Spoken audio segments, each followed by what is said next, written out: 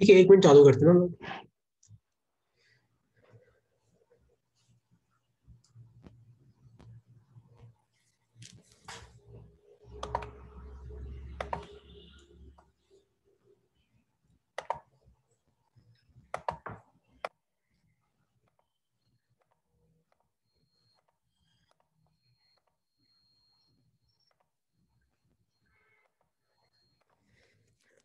अच्छा देखो, एक है ना, लास्ट क्लास में ये क्वेश्चन हम लोग डिस्कस कर रहे थे।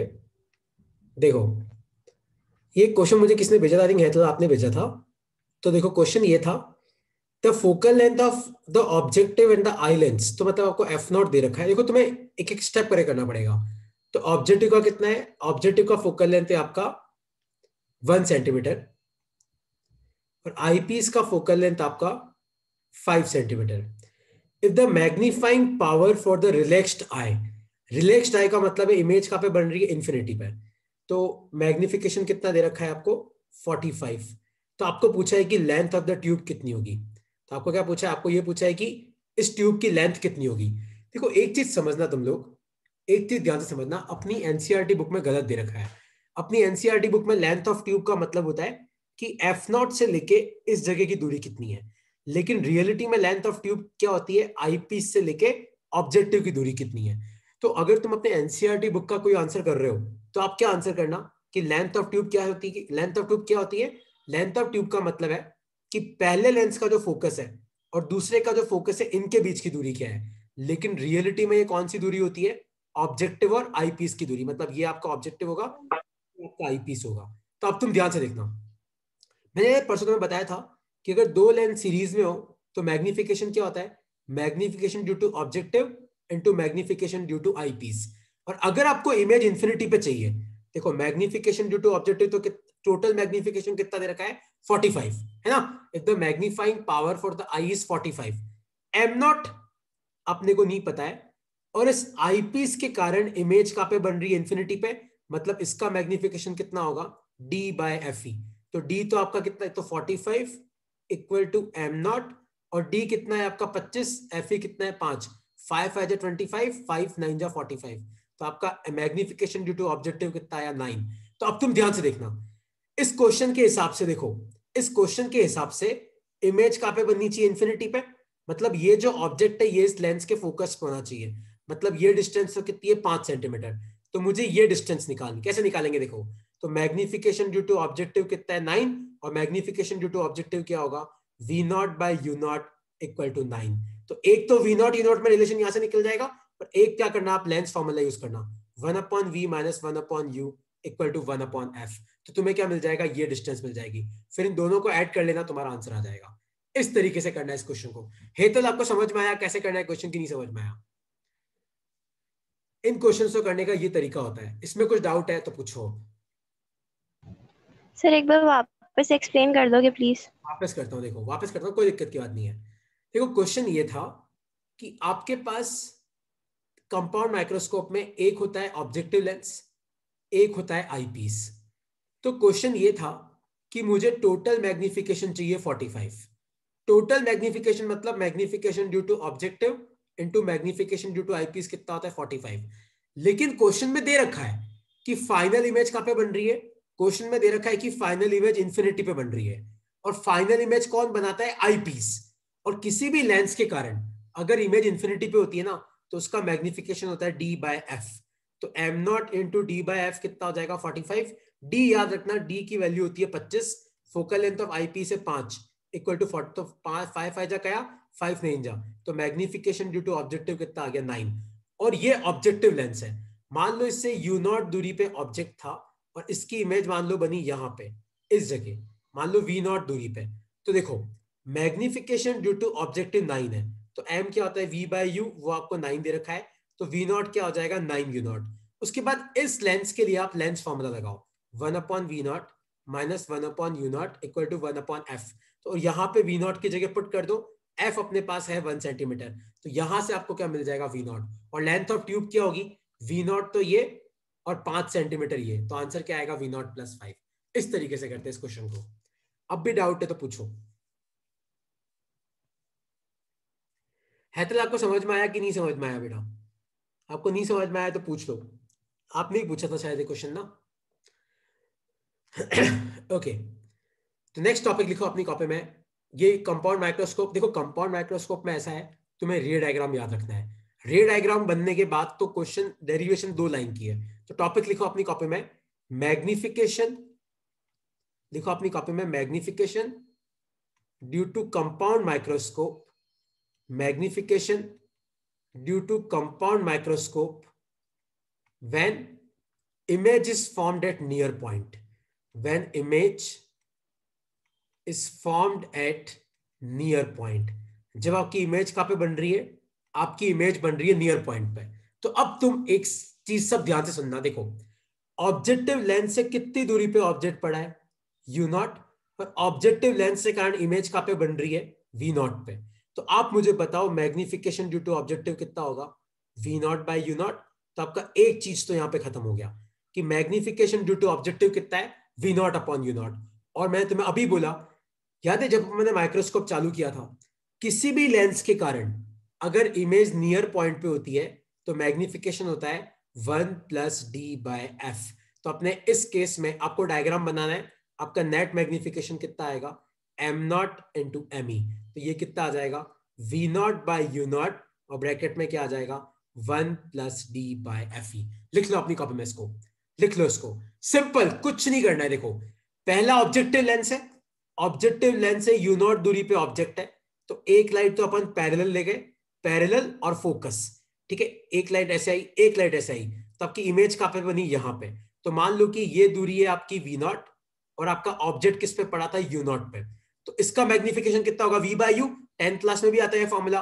और आईपीस याद रखना, किसी भी लेंस के कारण अगर इमेज नियर पॉइंट पे बनती है तो मैग्निफिकेशन होता है 1 + d/f। और अगर दो लेंस एक के बाद एक लगे हो तो आपका नेट मैग्निफिकेशन कितना होता है, दोनों मैग्निफिकेशन को मल्टीप्लाई कर दो, तो v0/u0 × 1 + d/fe। लिख लो अपनी कॉपी में, इसको लिख लो, और ये फॉर्मूला भूलना मत, ये फॉर्मूला प्लीज मत भूलना, बहुत इंपॉर्टेंट फॉर्मूला है। और इसमें कोई डाउट है अब तक तो पूछो।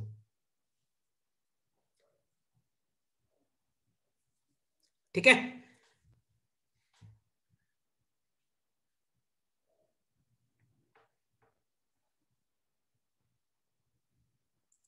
इसको लिख लो अपनी कॉपी में।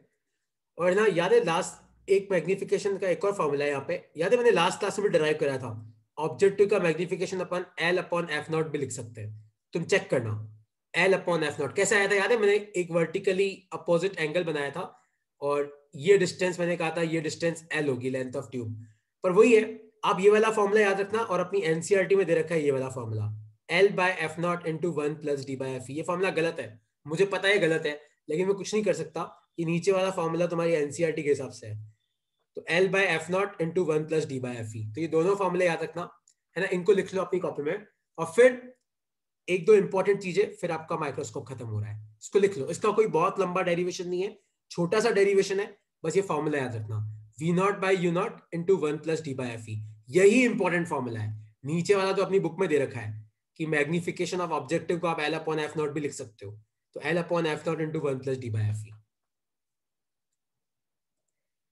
ठीक है, और उसके बाद अब एक इंपॉर्टेंट चीज है, उसके बाद ये लिख लिया सबने,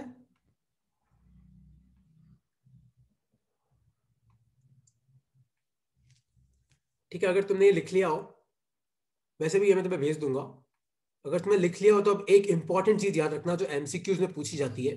कोई तुम्हें पूछे, कोई अगर आपको ये पूछे कि भैया ये बताओ कि ऑब्जेक्टिव लेंस के कारण इमेज की क्या प्रॉपर्टी है, तो आप मुझे बताओ ऑब्जेक्टिव लेंस के कारण जो इमेज है, सब मुझे ध्यान से देख के बताओ, ऑब्जेक्टिव लेंस के कारण जो इमेज है, ध्यान से देखो वो रियल है, रियल है कि नहीं, आप मुझे बताओ। यहां पे आपका ऑब्जेक्ट है, यहां पे आपकी लाइट सही में पहुंच रही है, रियल है, और कैसी है इन्वर्टेड है, ठीक है।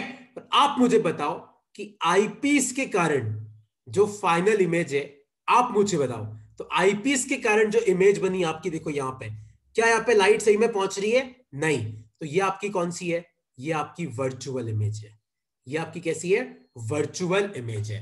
तो कोई तुम्हें पूछे कि ऑब्जेक्टिव के कारण जो इमेज होती है वो कैसी होती है, तो आपको बोलना है भैया ऑब्जेक्टिव के कारण जो है वो तो रियल और इन्वर्टेड है, क्योंकि मेरा ऑब्जेक्ट ऊपर और एक बार जो इमेज बनी वो रियल भी है, इन्वर्टेड भी है। लेकिन आईपीस के कारण जो इमेज है वो कौन सी होती है? वर्चुअल होती है। तो आप मुझे बताओ कि यहां पे फाइनल इमेज जो है वो कौन सी है? यहां पे फाइनल इमेज वर्चुअल है। याद रखना, कंपाउंड माइक्रोस्कोप में जो फाइनल इमेज होती है ना, वो अपनी वर्चुअल होती है। इस कंसेप्ट को भूलना मत। सब ध्यान से देखो, इस फिगर से ये निकल के आ रहा है, तुमने 10th क्लास में भी पढ़ा होगा। अगर लाइट सही में पहुंचती है तो रियल। ऐसे लाइट को अगर अपने को एक्सटेंड करना पड़ता है ना, देखो लाइट तो चली गई, आपने पीछे एक्सटेंड करके इमेज बनाई, तो ये कौन सी है? वर्चुअल। तो आईपीएस के कारण वर्चुअल, ऑब्जेक्टिव के कारण रियल। लिख लो अपनी कॉपी में इसको, और फिर बाद में जब मैं नोट्स भेज दूंगा तब ये डायग्राम अपनी कॉपी में बना लेना इसको।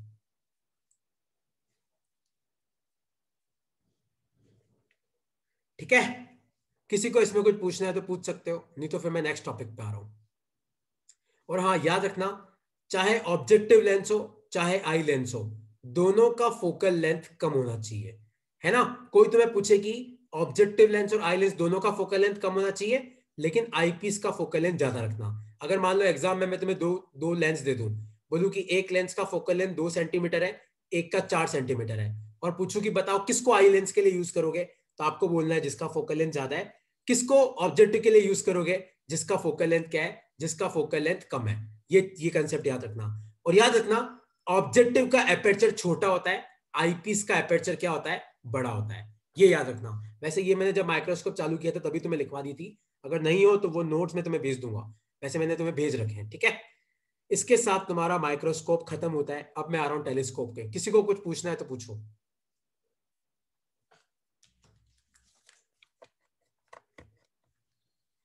ओके, तो अब हम आते हैं टेलीस्कोप पे।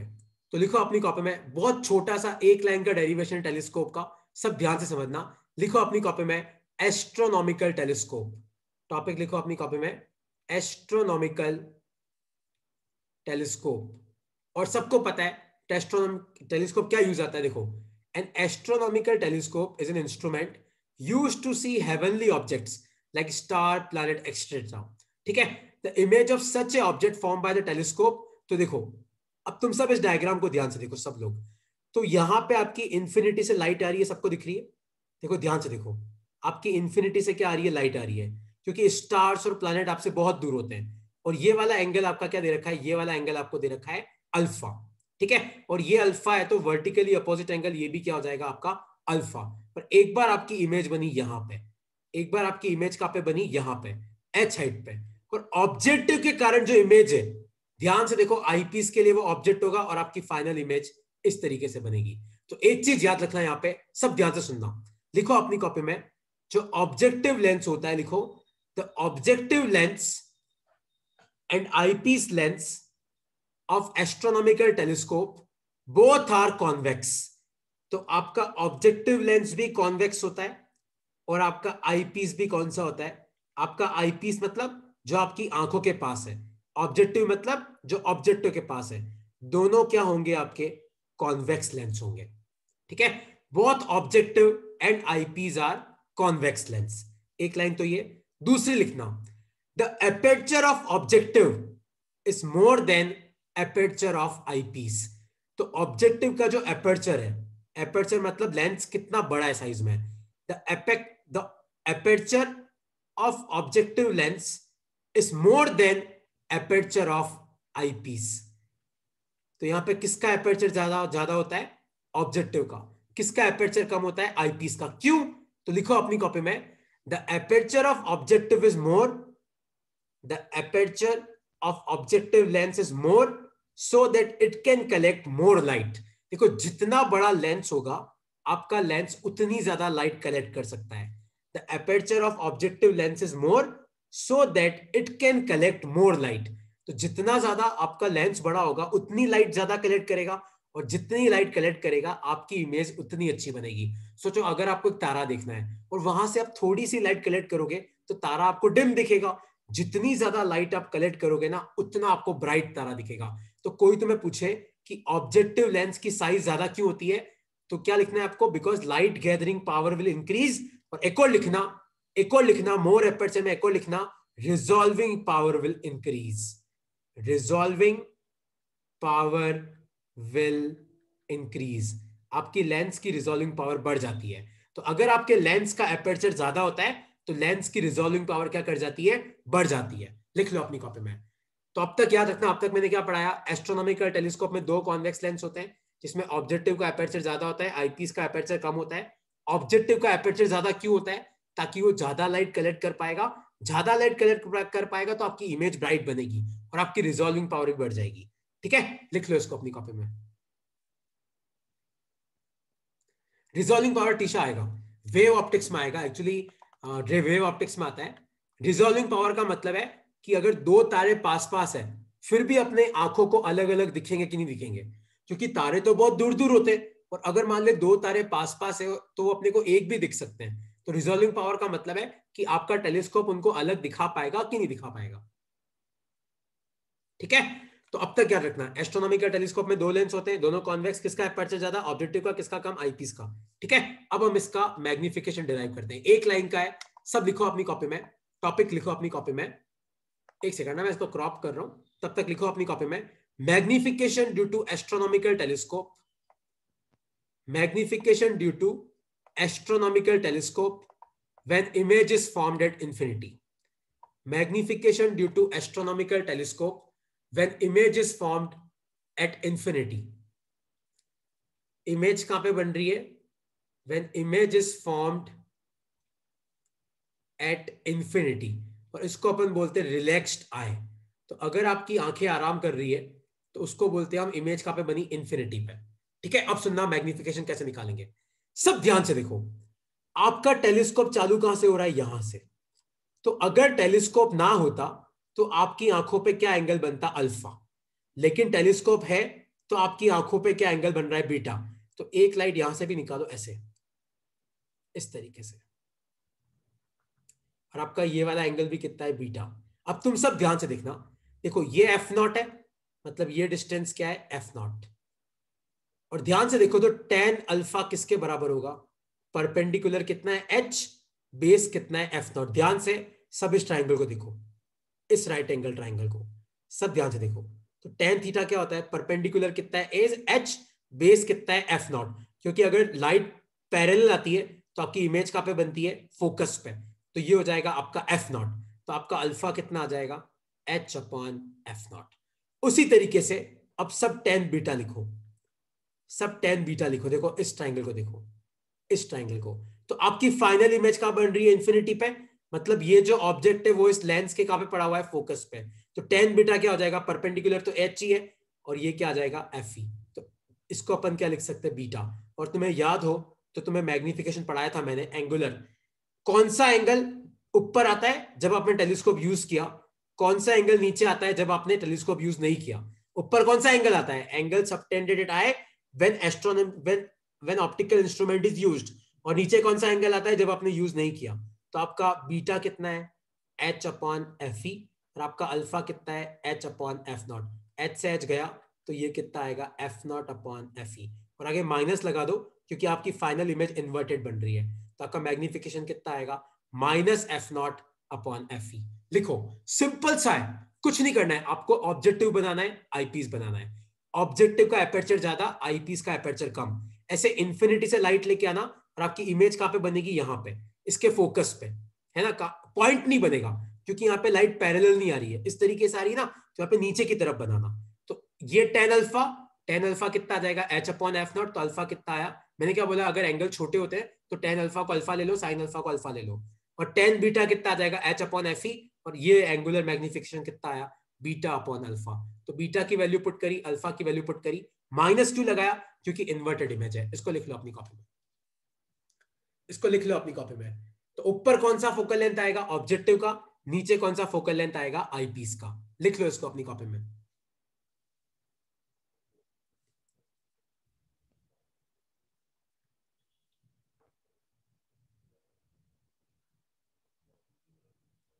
लिख लो इसको। और इसमें किसी को डाउट है तो आप पूछ सकते हो। वात्सल्य कोई डाउट है, ऋषिता, हैतल, खुश कोई डाउट है तो पूछो, विमन्यु कोई डाउट है तो पूछो।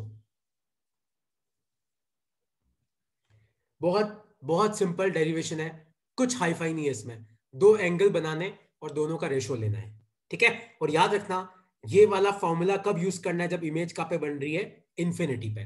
नियर पॉइंट वाला सिर्फ फॉर्मूला याद रख लेना, अपनी बुक में नहीं है, कंपटीटिव एग्जाम में है, सीधा वैल्यू पुट करो आंसर आ जाएगा। फॉर्मूला में तो मैं अभी लिखवा रहा हूं उसका, ठीक है। तो पहले इसका एक न्यूमेरिकल अपन सॉल्व कर लेते हैं। सबसे पहले अपन क्या करते हैं, एक न्यूमेरिकल सॉल्व कर लेते हैं। तो सब उस ये लिख लिया सबने, ये लिख लो आराम से, है ना। फिर अपन न्यूमेरिकल करते हैं।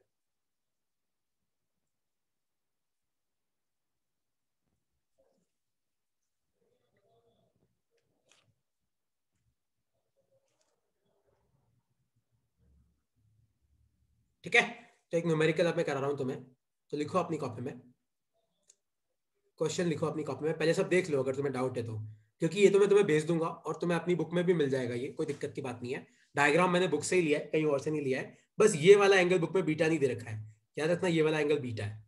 तो क्वेश्चन लिखो, देयर आर टू लेंस, एक सेकेंड सब क्वेश्चन लिखो मेरे साथ साथ।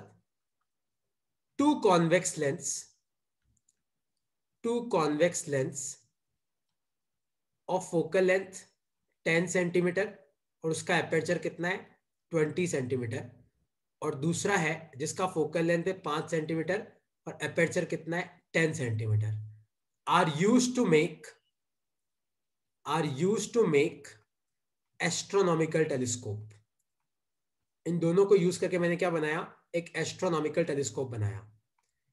Identify the lens use to make objective and eyepiece. तो आपको बताना है कि इनमें से कौन सा मैं ऑब्जेक्टिव के लिए यूज करूंगा और कौन सा आईपीस के लिए। To make objective and eyepiece, also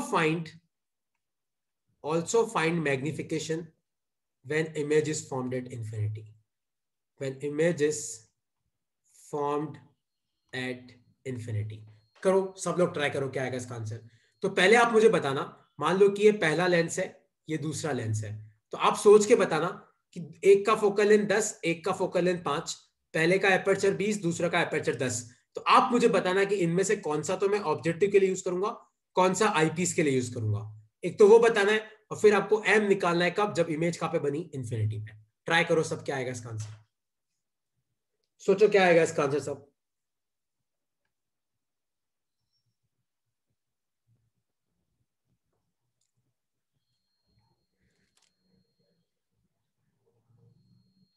कौन सा होगा विमन्यु, कौन सा होगा सोचो। ऋषिता कौन सा ऑब्जेक्टिव के लिए यूज करेंगे, सोचो एक बार। जिसका एपर्चर ज्यादा वो ऑब्जेक्टिव के लिए, जिसका एपर्चर कम वो आईपीस के लिए। तो यहां पे आपको पता पड़ेगा कि एफ नॉट कितना लेना है और एफ ई कितना लेना है। कौन सा होगा ऑब्जेक्टिव, सोचो। पहला वाला होगा, क्योंकि पहले वाले का एपर्चर ज्यादा है। तो एफ नॉट कितना आ जाएगा 20 सेंटीमीटर, एफ ई कितना आ जाएगा 5 सेंटीमीटर। किसी को इसमें कोई डाउट है तो पूछो कि मैंने एफ नॉट 5 क्यों नहीं लिया, सॉरी एफ नॉट 10 आ जाएगा, सॉरी 10, क्योंकि पहला वाला अपन ऑब्जेक्टिव लेंगे, क्यों, क्योंकि उसका एपर्चर ज्यादा है। और एफ ई दूसरा वाला अपन आईपीस लेंगे क्योंकि उसका एपर्चर कम है। तो ये तो लेंस ले लिया अपन ने। और मैग्निफिकेशन कितना आ जाएगा अगर इमेज इन्फिनिटी बनी है, minus F not upon F E. तो -10/5, तो मैग्निफिकेशन कितना आएगा -2। ठीक है, किसी को इसमें कोई डाउट है तो पूछ सकते हो।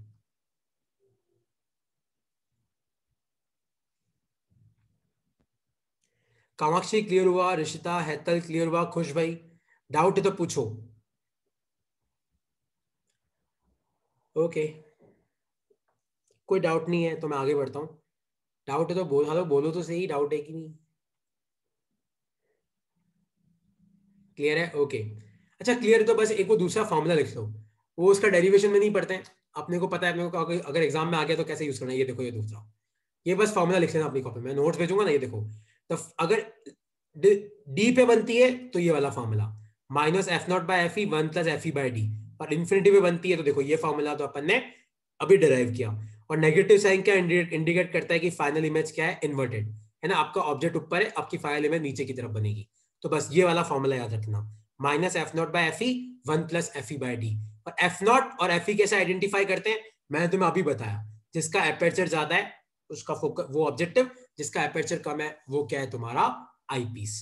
ठीक है, इसके साथ तुम्हारा एस्ट्रोनॉमिकल टेलीस्कोप खत्म होता है। एक लास्ट टेलीस्कोप और बचा है, उस पर मैं आ रहा हूं, इसमें कोई डाउट है तो पूछो। ये फॉर्मूला याद रखेना, जो भी तुम अगर नीट वगैरह जेई में आता है ना तो ये फॉर्मूला याद रखेना। जैसे जेई में ये सब नहीं है, ये सब नीट में ही आता है, minus F not by F E 1 plus F E by D, ये याद रखेना।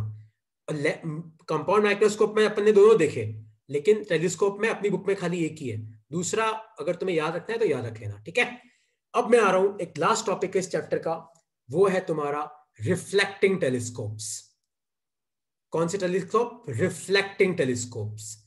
क्योंकि रिफ्लेक्टिंग टेलीस्कोप्स में हम लोग लेंस यूज नहीं करते, हम लोग क्या यूज करते हैं? हम लोग यूज करते हैं मिरर। क्या यूज करते हैं? मिरर। तो हम लोग क्या करते हैं रिफ्लेक्टिंग टेलीस्कोप में, एक होता है हमारे पास कॉनकेव मिरर और दूसरा होता है हमारे पास कॉन्वेक्स मिरर। कैसे? देखो ध्यान से देखो diagram.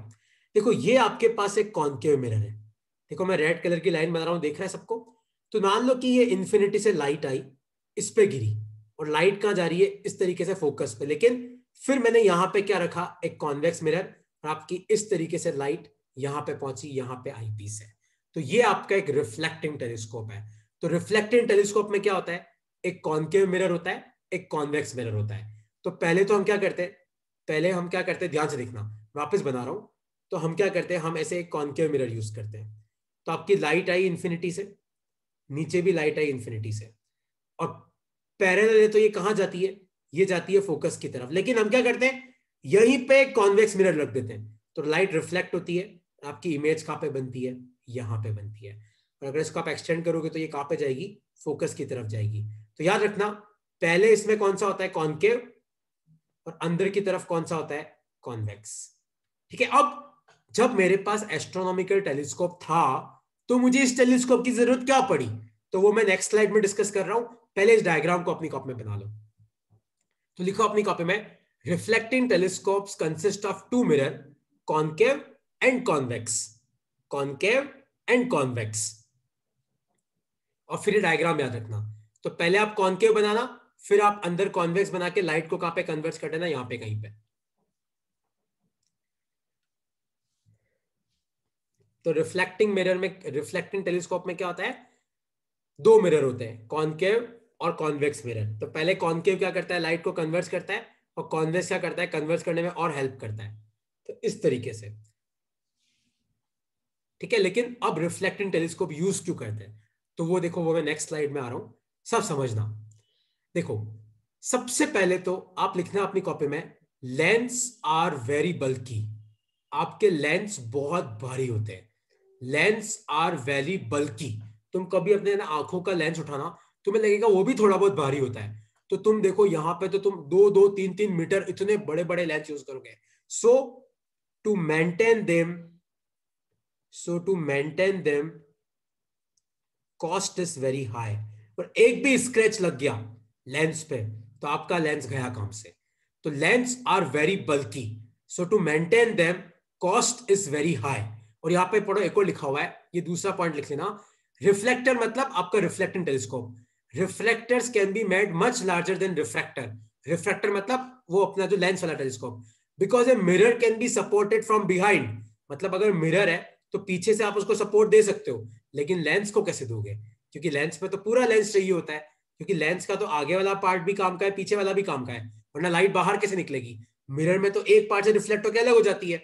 Where a lens must be supported at the edge, और लार्ज लेंस का ब्रेक होने का खतरा बहुत ज्यादा होता है। A large lens is likely to break under its own weight. मतलब आप सोचो कि आपका लेंस बीच में कितना भारी होता है, देखो साइड में वजन कम होता है, बीच में आपका लेंस भारी होता है, तो इसके टूटने का भी खतरा होता है ना? तो लेंस के टूटने का खतरा होता है, लेंस भारी होते हैं तो उनको मेंटेन करने की कॉस्ट ज्यादा है ना? ये दो पॉइंट याद रखना।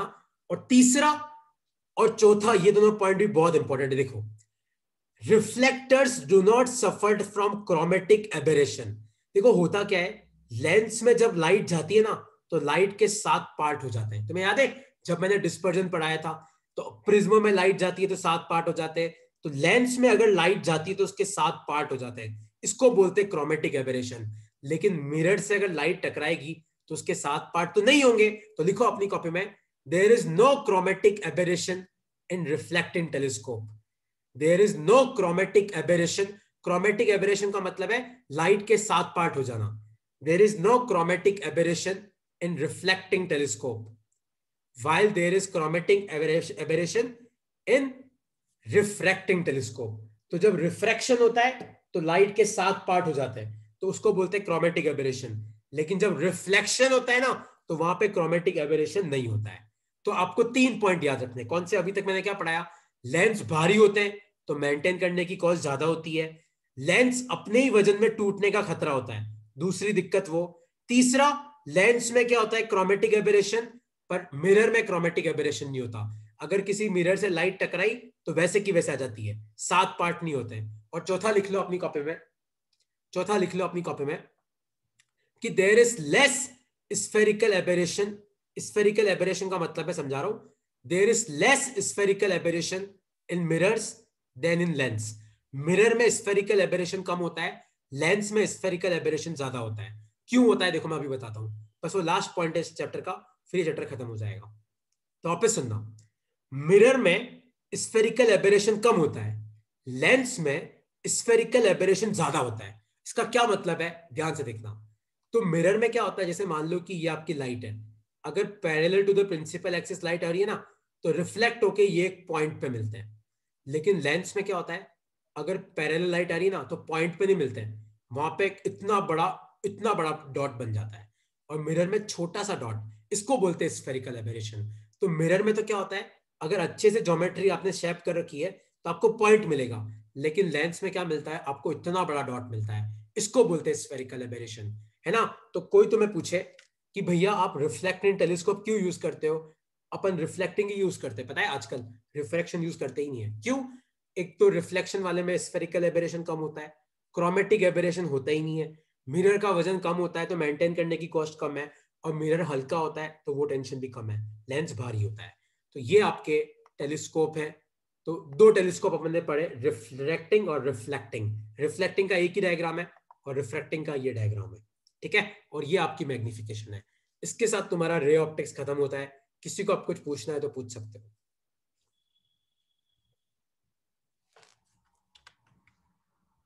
ओके, तो अब तुम्हारा काम क्या है, ध्यान से देखो। देखो अब हमारे पास बेसिकली एक यूनिट बची है, एक तो वेव ऑप्टिक्स और एक मॉडर्न फिजिक्स। मॉडर्न फिजिक्स अपनी बहुत छोटी यूनिट है, 6 से 7 क्लास में ये खत्म हो जाएगी। वेव ऑप्टिक्स 3 से 4, तो करीबन हाफ अराउंड 10 दिसंबर के आसपास हम लोग अपना कोर्स वाइंड अप कर लेंगे, है ना, 17-18 दिन में, क्योंकि मैं अल्टरनेट ले रहा हूँ। तो हम अपना कोर्स वाइंड अप कर देंगे और फिर अपन रिविजन चालू करेंगे। रिविजन का मतलब, सबसे पहले अपन डेरिवेशंस लेंगे, फिर अपन सारे ग्राफ लेंगे, फिर अपन डेरिवेशन थोड़े दिनों में करा दूंगा ग्राफ, और न्यूमेरिकल साथ साथ चलेंगे, फिर अपन न्यूमेरिकल्स लेंगे, और फिर अपन यूनिट वाइज टेस्ट कर लेंगे। इस तरीके से चलेंगे हम लोग, है ना। मुझे थोड़े दिन लगेंगे, मैं जल्दी जल्दी भगाना नहीं चाहता हूँ। 6-7 दिन में मॉडर्न फिजिक्स हो जाएगा, 3-4 दिन में वेव ऑप्टिक्स। और कोई डाउट है तो पूछो। ओके, तो अब तुम्हारा काम क्या है, देखो मैं तुम्हें टेलीस्कोप की भी शीट भेज रहा हूँ, उस टेलीस्कोप की शीट में ये दोनों फॉर्मूले हैं, तो आप चेक कर लेना कौन से फॉर्मूले आपको यूज करना है, और जो भी डाउट है तो तुम मुझे स्क्रीनशॉट भेज देना, ठीक है। चलो ओके यार, बाय यार।